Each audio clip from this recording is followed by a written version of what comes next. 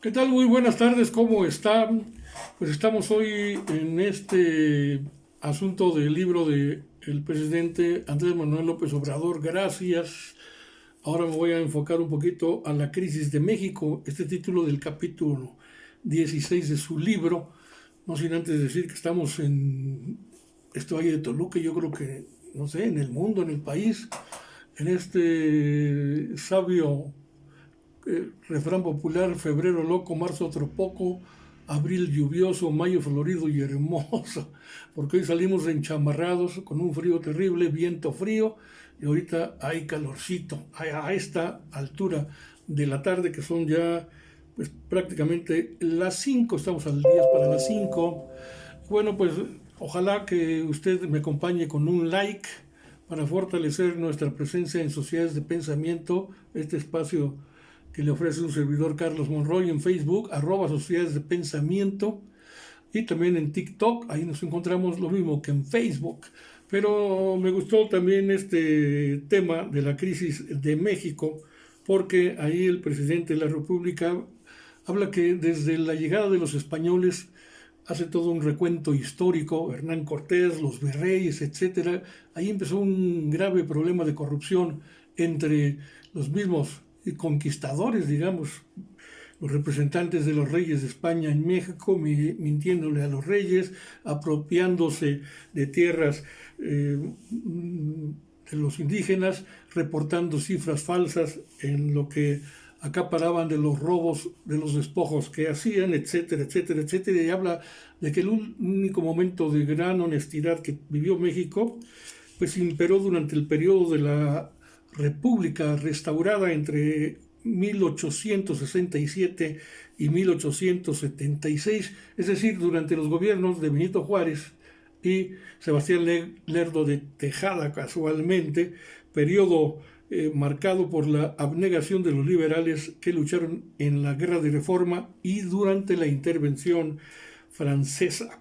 Decían ahí que uno de los grandes personajes de la época pues era Riva Palacio, que le comentó a, al presidente Juárez: bueno, pues que señor presidente, a la patria se le sirve, no se le cobra. Y es por el hecho de que él, Vicente Riva Palacio, abandonó ya en su momento el ejército, se retiró a la vida privada después de las luchas, y básicamente escribió que en una entrevista con el presidente Benito Juárez, Juárez le reconoció todo su trabajo y reconoció que la nación le debía por no haber cobrado sus haberes de coronel y general, e incluso haber pagado de su bolsillo eh, a la tropa durante los primeros años de la guerra. Y por eso la respuesta de Riva Palacio hacia el benemérito de las Américas fue esta que les digo: señor presidente, a la patria se le sirve, no se le cobra.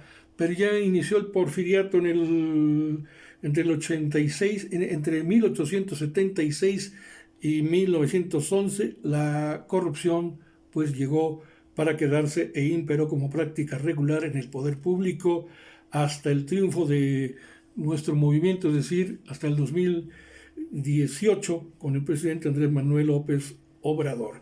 Bueno, pero recuerda que durante el porfiriato, como ahora lo vemos en los recientes años del, el, digamos, el neoliberalismo, o como uno lo llama, el neoporfirismo, porque los conceptos de venta de recursos naturales, de haberes del gobierno, que son haberes del gobierno del pueblo, pues resultan familiares, es decir, venta de ferrocarriles, telégrafos, aéreos, bueno, hasta submarinos, minas y bancos, y todos los términos económicos que nosotros hoy vivimos, como subvención, bonos, concesiones, intereses, colonización, deuda, compañía, acciones, se vivían en la época de los grandes negocios que se heredó durante los gobiernos desde Miguel de la Madrid a Peña Nieto.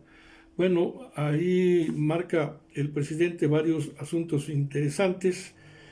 Y, por ejemplo, que en 1916 el general Francisco J. Mújica, desde Tabasco, donde gobernaba, le pedía a Salvador Alvarado, gobernador de Chiapas: moralíceme, señor general. Todas estas frases que emplea el presidente sobre la renovación de la cuarta transformación, es decir, superar el momento neoliberal o neoporfirista que ha vivido México, y que denunciaba en aquel entonces Francisco J. Mújica a las funestas camarillas que obtenían contratos cultivando la amistad de los hombres del jefe de Carranza en ese entonces.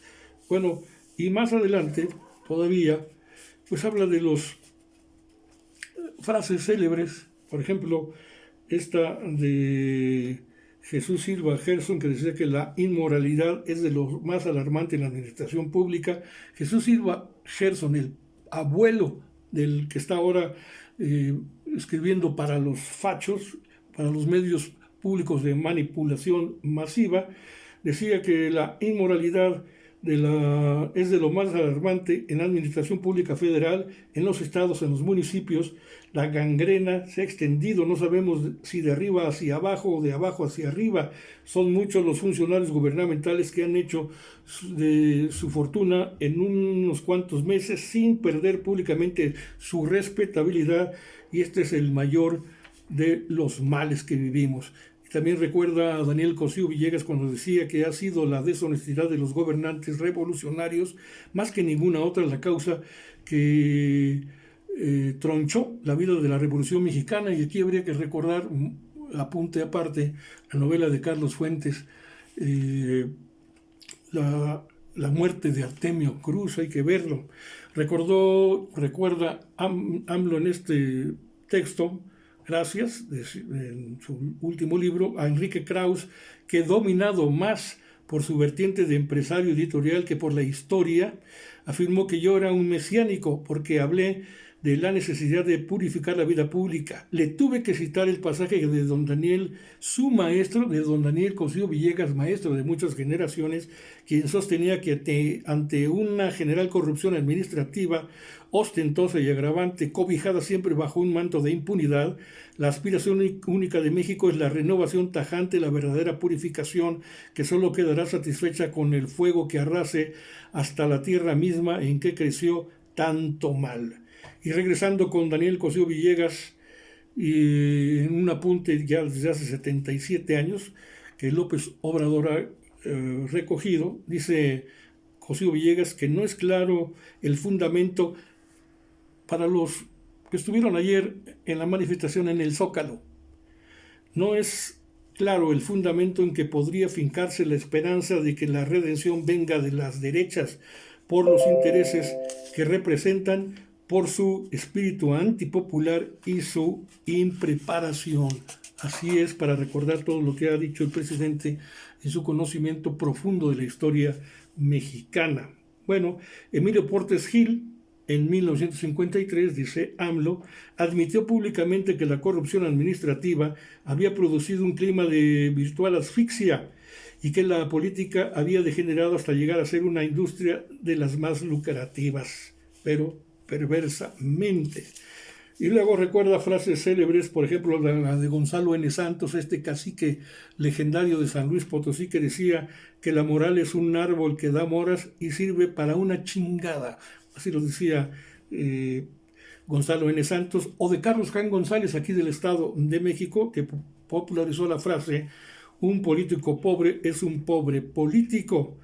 Y aunque parezca increíble, dice el presidente en su libro, lo que sucedió en materia de deshonestidad en el periodo neoliberal, es decir, de Miguel de la Madrid a Peña Nieto, 1983 a 2018, superó por mucho la corrupción precedente. Así las cosas, dice, en los aciagos tiempos del neoliberalismo, los gobernantes se dedicaron, como en el porfiriato, a concesionar el territorio y a transferir empresas y bienes públicos a particulares nacionales y extranjeros. Decía León Tolstoy, recoge nuevamente el presidente: un Estado que no procura la justicia no es más que una banda de malhechores sin justicia.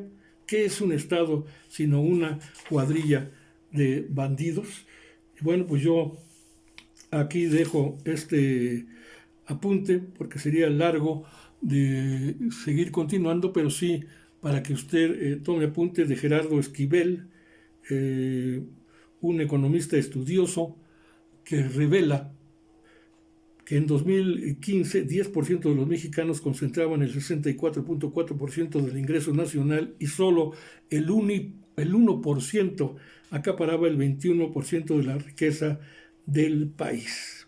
Y bueno, pues ahí señala cuestiones que ha platicado siempre el presidente, de que la revista Forbes ha recogido los nombres, por ejemplo, de la familia Garza Sada, que tenía una riqueza de 2.000 millones de dólares al inicio del gobierno de Carlos Salinas de Gortari, pero al finalizar con su política privatizadora de negocios y de entregar los bienes públicos, los bienes de la nación a particulares, pues al finalizar su mandato ya estaban incorporados a ese listado 24 mexicanos que poseían en conjunto más de 44.000 millones de dólares, y por eso el presidente Andrés Manuel López Obrador ha calificado a Carlos Salinas de Gortari como el padre de la desigualdad moderna. Y hasta aquí lo dejo para que usted, a ver si le provoco algo de inquietud para leer este libro que resulta magnífico, y que pues seguiremos con él durante algunos encuentros más con usted, porque es obligado, sobre todo para los jóvenes, como dice AMLO, para los estudiantes, pero para aquellos que están ignorantes de lo que ocurre hoy y se van con la finta de los reaccionarios del conservadurismo actual, incluyendo al que habló ayer, Lorenzo Córdoba, corruptísimo presidente del Instituto Nacional Electoral en su momento, y que ahora cínica e hipócritamente pues asume como único orador en el encuentro de ayer, donde no fue realmente totalmente ciudadanos, sino representantes de los partidos PRI, PAN, PRD, pues ahí estuvieron presentes. ¿Para qué nos hacemos? Entonces, pues ojalá continuemos con estas conversaciones, y pues hasta pronto, hasta mañana, seguiremos con ustedes.